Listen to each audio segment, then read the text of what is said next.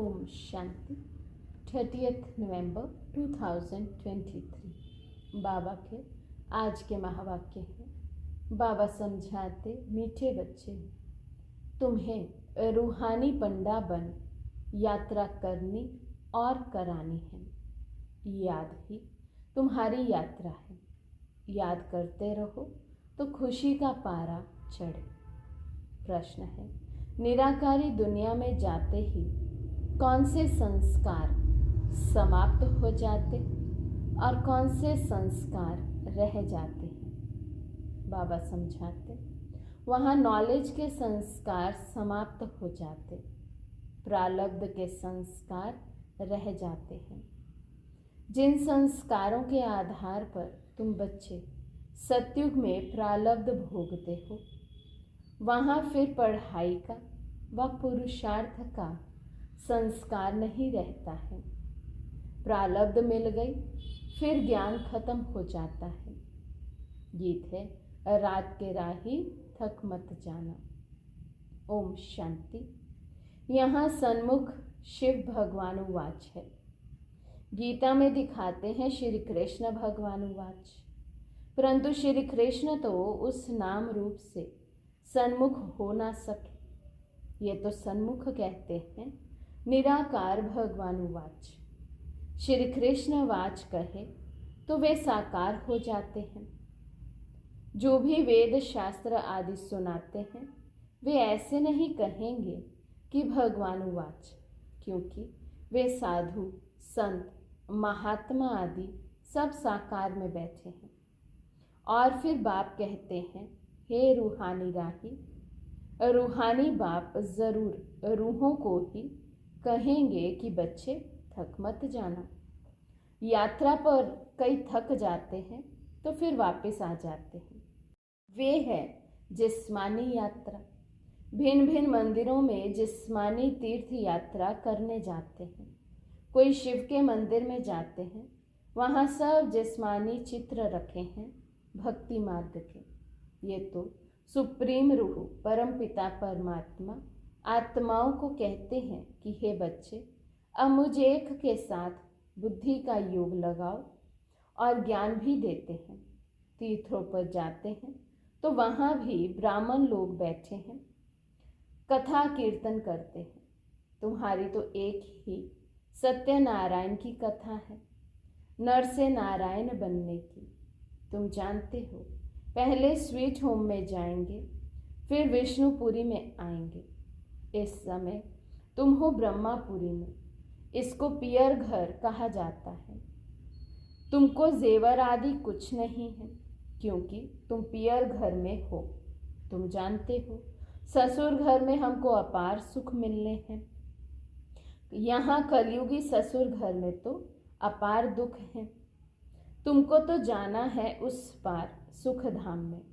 यहाँ से ट्रांसफर होना है। बाप सभी को नैनों पर बिठाकर ले जाते हैं। दिखाते हैं ना, श्री कृष्ण का बाप उनको टोकरी में बिठाकर उस पार ले गए। तो ये बेहद का बाप तुम बच्चों को उस पार ससुर घर ले जाते हैं।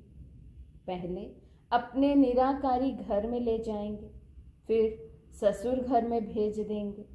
तो वहाँ ये सब पियर घर ससुर घर की बातें भूल जाएंगी। वे हैं निराकारी पियर घर। वहाँ ये नॉलेज भूल जाती है। नॉलेज के संस्कार निकल जाते हैं, बाकी प्रारब्ध के संस्कार रह जाते हैं। फिर तुम बच्चों को प्रारब्ध ही ध्यान में रहती है। प्रारब्ध अनुसार जाकर सुख के जन्म लेंगे। सुख धाम जाना है। प्रारब्ध मिल गई, फिर ज्ञान खत्म। तुम जानते हो, प्रारब्ध में हमारी फिर वही एक्ट चलेगी।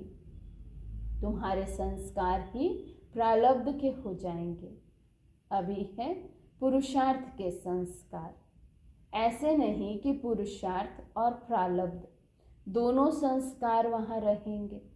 नहीं, वहाँ ये ज्ञान नहीं रहता है। तो ये तुम्हारी रूहानी यात्रा है। तुम्हारा चीफ पंडा है बाप। यूँ तो तुम भी रूहानी पंडे बन जाते हो। सबको साथ ले जाते हो। वे है जिस्मानी पंडे, तुम हो रूहानी पंडे। वे लोग अमरनाथ पर बड़े धूमधाम से जाते हैं, झुंड के झुंड खास अमरनाथ पर बहुत धूमधाम से जाते हैं। बाबा ने देखा है कितने साधु संत बाजे गाजे ले जाते हैं, साथ में डॉक्टर आदि भी ले जाते हैं, क्योंकि ठंडी का समय होता है। कई बीमार पड़ जाते हैं। तुम्हारी यात्रा तो बहुत सहज है। बाप कहते हैं याद में रहना ही तुम्हारी यात्रा है। याद मुख्य है। बच्चे याद करते रहें तो खुशी का पारा चढ़ा रहे। साथ में औरों को भी यात्रा पर ले जाना है। ये यात्रा एक ही बार होती है। वे जिस्मानी यात्राएं तो भक्ति मार्ग से शुरू होती हैं। वे भी कोई शुरुआत में नहीं होती। ऐसे नहीं कि फट से मंदिर चित्र आदि बन जाते हैं। वे तो आहिस्ते आहिस्ते बाद में बनते जाते हैं। पहले पहले शिव का मंदिर बनेगा। वे भी पहले घर में सोमनाथ का मंदिर बनाते हैं, तो फिर कहाँ जाने की दरकार नहीं रहती। ये मंदिर आदि बाद में बनते हैं, समय लगता है। आहिस्ते आहिस्ते नए शास्त्र, नए चित्र, नए मंदिर आदि बनते रहते हैं। टाइम लगता है, क्योंकि पढ़ने वाले भी चाहिए ना। मठ आदि जब वृद्धि को पाएंगे फिर विचार होगा शास्त्र बनाए। तो इतने तीर्थ स्थान बने, मंदिर बने, चित्र बने, टाइम लगता है ना। भल कहा जाता है कि भक्ति मार्ग द्वापर से शुरू होता है, परंतु टाइम तो लगता है ना। फिर कलाएं कमती होती जाएंगी। पहले अव्यभिचारी भक्ति, फिर व्यभ्यचारी भक्ति हो जाती है। ये सब बातें अच्छी रीति चित्रों पर सिद्ध कर बताई जाती हैं। समझाने वालों की बुद्धि में यही चलता रहेगा कि ऐसे ऐसे चित्र बनाएं, ये समझाएं। सबकी बुद्धि में नहीं चलेगा, नंबरवार है ना। कोई की बुद्धि बिल्कुल चलती नहीं, वे फिर पद भी ऐसे पाएंगे। मालूम पड़ जाता है ये क्या बनेंगे। जितना आगे चलेंगे तुम समझते जाएंगे। जब लड़ाई आदि लगेगी फिर प्रैक्टिकल देख लेंगे, फिर बहुत पछताएंगे। उस समय पढ़ाई तो हो ना सके। लड़ाई के समय त्राही त्राही होती रहेगी, सुन नहीं सकेंगे। पता नहीं क्या हो जाएगा। पार्टीशन हुआ तो क्या हो गया, देखा ना। ये विनाश का समय बहुत कड़ा है। हाँ, बाकी साक्षात्कार आदि बहुत होंगे, जिससे जान जाएंगे कि ये कितना पड़ा है। बहुत पछताएंगे भी, और साक्षात्कार होंगे। देखो, तुमने पढ़ाई छोड़ दी तब ये हाल हुआ है। धर्मराज साक्षात्कार कराए सिवाय सजाएं कैसे देंगे। सब साक्षात्कार कराएंगे, फिर उस समय कर कुछ नहीं सकेंगे। कहेंगे हाय तकदीर। तकदीर का समय तो गया। तो बाप कहते हैं क्यों नहीं अभी पुरुषार्थ करते हो। सर्विस से ही दिल पर चढ़ेंगे। बाप कहेंगे ये बच्चे अच्छी सर्विस करते हैं। मिलिट्री का कोई मरता है तो उनके मित्र संबंधियों आदि को भी इनाम देते हैं। यहाँ तुमको इनाम देने वाला है बेहद का बाप। बाप से भविष्य 21 जन्मों के लिए इनाम मिलता है। ये तो हर एक को अपने दिल पर हाथ रख पूछना है कि मैं कितना पढ़ता हूँ। धारणा नहीं होती तो गोया तकदीर में नहीं है। कहेंगे कर्म ही ऐसे फूटे हुए हैं। बहुत खराब कर्म वाले कुछ उठा नहीं सकते हैं। बाप समझाते हैं मीठे बच्चे, तुम्हें इस रूहानी यात्रा पर अपने साथियों को भी ले जाना है। फर्ज है हर एक को ये यात्रा की बात बताना। बोलो, हमारी ये रूहानी यात्रा है, वे है जिस्मानी। दिखाते हैं रंगून की तरफ एक छमछम तालाब है, जहाँ स्नान करने से परी बन जाते हैं। लेकिन वे परी आदि तो बनते नहीं। ये है ज्ञान स्नान करने की बात, जिससे फिर तुम भविष्यत की बीवी बन जाते हो और ज्ञान योग बल से वैकुंठ में आना जाना तो तुम्हारे लिए कॉमन बात है। और ही तुमको रोका जाता है, घड़ी घड़ी ध्यान में नहीं जाओ, आदत पड़ जाएगी। तो ये ज्ञान मान सरोवर है। परमपिता परमात्मा आकर इस मनुष्य तन द्वारा ज्ञान सुनाते हैं, इसलिए इनको मान सरोवर कहा जाता है।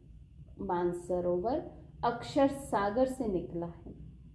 ज्ञान सागर में ज्ञान स्नान करना तो बहुत अच्छा है। भविष्यत की बीवी को महारानी कहा जाता है। बाप कहेंगे तुम भी भविष्यत के मालिक बनो। बच्चों पर लव रहता है, हर एक पर रहम पड़ता है, साधुओं पर भी रहम आता है। ये तो गीता में लिखा हुआ है कि साधुओं का भी उद्धार करते हैं। उद्धार होता है ज्ञान योग से। तुम बच्चों में समझाने की बड़ी फुर्ती चाहिए। बोलो तुम और तो सब जानते हो, लेकिन छाछ जानते हो, बाकी मक्खन खिलाने वाले को तुम जानते ही नहीं हो। बाप कितना अच्छी रीति समझाते हैं, परंतु किसी की बुद्धि में भी बैठे ना। बाप को जानने से मनुष्य हीरे जैसा बनते हैं, ना जानने से मनुष्य कौड़ी मिसल बिल्कुल पतित हैं। बाप को जानने से ही पावन बनते हैं। पतित दुनिया में कोई पावन हो ना सके। तो जो महारथी बच्चे हैं वे अच्छी रीति समझा सकेंगे। कितने ढेर ब्रह्मा कुमार कुमारियां हैं। प्रजापिता ब्रह्मा नाम भी मशहूर है। प्रजापिता ब्रह्मा के ये है मुख वंशावली। ब्रह्मा को ही 100 भुजा 1000 भुजा दिखाते हैं। ये भी समझाया जाता है इतनी भुजाएं तो हो नहीं सकती। बाकी ब्रह्मा तो बहुत बछड़े वाला है। ब्रह्मा फिर किसका बच्चा? इनका तो बाप है ना। ब्रह्मा है शिव बाबा का बच्चा। इनका और कौन बाप हो सकता है? मनुष्य तो कोई हो नहीं सकता। ब्रह्मा विष्णु शंकर गाए जाते हैं सूक्ष्म वतन के। वे तो यहाँ आ ना सके। प्रजापिता ब्रह्मा तो जरूर यहाँ होगा ना। सूक्ष्म वतन में तो प्रजा नहीं रचेंगे। तो परम पिता परमात्मा आकर इस ब्रह्मा मुख द्वारा शक्ति सेना रचते हैं। पहले पहले परिचय देना है, हम ब्रह्मा मुख वंशावली हैं। तुम भी ब्रह्मा के बच्चे हो ना। प्रजापिता ब्रह्मा है सबका बाप। फिर उनसे और बिरादरियां निकलती हैं, नाम बदलते जाते हैं। अब तुम ब्राह्मण हो। प्रैक्टिकल में देखो प्रजापिता ब्रह्मा की कितनी औलाद है। जरूर औलाद को वर्षा मिलता होगा। ब्रह्मा के पास तो कोई प्रॉपर्टी है नहीं। प्रॉपर्टी है शिव बाबा के पास। ब्रह्मा वल्द शिव। बेहद के बाप से ही वर्षा मिलता है। ब्रह्मा द्वारा शिव बाबा बैठ पढ़ाते हैं। हमको दादे का वर्षा मिलता है। बाबा समझाते तो बहुत हैं, परंतु योग नहीं है। कायदे पर नहीं चलते तो बाप भी क्या करे। बाप कहते इनकी तकदीर। अगर बाबा से पूछें तो बाबा बता सकते हैं इस हालत में तुम्हारा क्या पद होगा। दिल भी गवाही देता है मैं कितनी सर्विस करता हूँ, श्रीमत पर कहाँ तक चलता हूँ। श्रीमत कहती है मन मना भव। सबको बाप और वर्षे का परिचय देते रहते हैं, ढिंडोरा भी पीटते रहते हैं। बाबा इशारा देते रहते हैं तुम्हें गवर्नमेंट को भी समझाना है। जो वे भी समझे बरोबर भारत की ताकत ही चली गई है। परम पिता परमात्मा सर्वशक्तिमान से योग ही नहीं है। इनसे तुम योग लगाते हो तो एकदम विश्व के मालिक बनते हो। माया पर भी तुम जीत पहनते हो। गृहस्थ व्यवहार में रहते माया पर जीत पानी है। हमारा मददगार बाप है। कितना समझाया जाता है, धारणा करनी चाहिए। बाबा ने समझाया है धन दिए धन ना खूटे। सर्विस करेंगे तब बाबा की दिल पर चढ़ सकेंगे, नहीं तो इम्पॉसिबल है। इसका मतलब ये नहीं कि बाबा प्यार नहीं करते। बाबा प्यार सर्विसेबल को करेंगे। मेहनत करनी चाहिए। सबको यात्रा लायक बनाते हैं। मन मना भव, ये है रूहानी यात्रा। मुझे याद करो तो तुम मेरे पास पहुंच जाएंगे। शिवपुरी में आकर फिर विष्णुपुरी में चले जाएंगे। ये बातें सिर्फ तुम बच्चे जानते हो, कोई और मन मना भव का अर्थ समझते नहीं। पढ़ते तो बहुत हैं। बाप महामंत्र देते हैं, मुझे याद करो तो तुम विकर्मा जीत बन जाएंगे। अच्छा, मीठे मीठे सीखे लदे बच्चों प्रति माता पिता बाप दादा का याद प्यार और गुड मॉर्निंग। रूहानी बाप की रूहानी बच्चों को नमस्ते। हम रूहानी बच्चों की रूहानी बाप दादा को दिल व जान सिक व प्रेम से नमस्ते नमस्ते नमस्ते जी।